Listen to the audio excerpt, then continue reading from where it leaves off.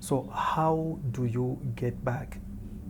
You've been gone too long from the Lord, and maybe your spirit is broken, and you feel like you cannot get out of where you are, and you know what you feel is a justifiable reason for being where you are and what you're doing. I want to bring something to your understanding as I want to tackle the question, how do you get back? It has to do with purpose, right? It has to do with purpose. First and foremost, listen, when the prodigal son went back, the father said, "He is my son," right? He is my son. So in that relationship and in the purpose of that relationship, he had sonship, right? That is how he was set apart. He was set apart as a son. So let's get back to how and why you might need to get back. Why is it important to get back? Listen, it has to do with how you are set apart. You are set apart as a son, right? You are set apart for a certain purpose. So you find that wherever you are, right,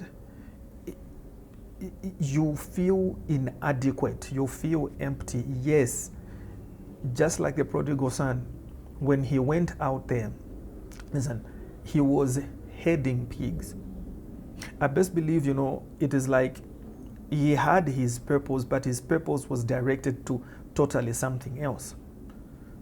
You get the character of a pig is a character of one who doesn't chew the cud but has got a dapple wolf, isn't it? So it's like he has the lifestyle of one who walks with the Father, but his heart is just elsewhere, right? And that is what he was heading. He was heading pigs. So now you can understand he's still got a purpose. A purpose is to head something. But what is heading whilst he's out there is heading pigs. Whilst he's supposed to be back home heading what? Herding sheep.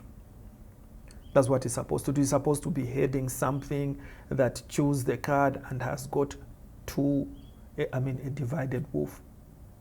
So it has to do with how you are set apart, right? You need to get back to how you are set apart. Or must I say what I call holiness? Being set apart has got a connotation of holiness, right? So holiness is attached to purpose. It's attached to purpose, how something is set apart. Christ was set apart as Christ. Yeah. You are set apart for good works in Christ Jesus.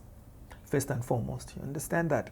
Set apart for good works, right? So you need to track back and come back to that.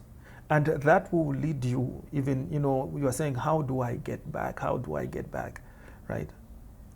You need to make that conscious decision, the conscious decision to get back. What do I mean? I'll track back to the prodigal son. The prodigal son, he made a decision to go.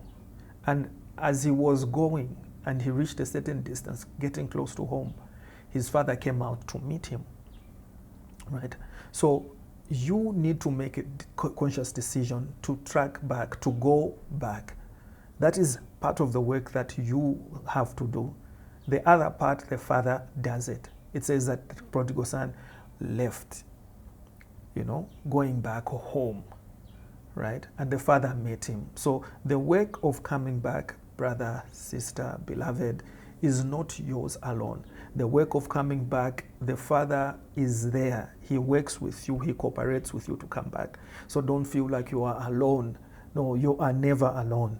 The moment you just make that conscious decision, and that's what you need, that conscious decision. That conscious decision is equivalent to what the prodigal son did, moving from where he was, going back home. All right?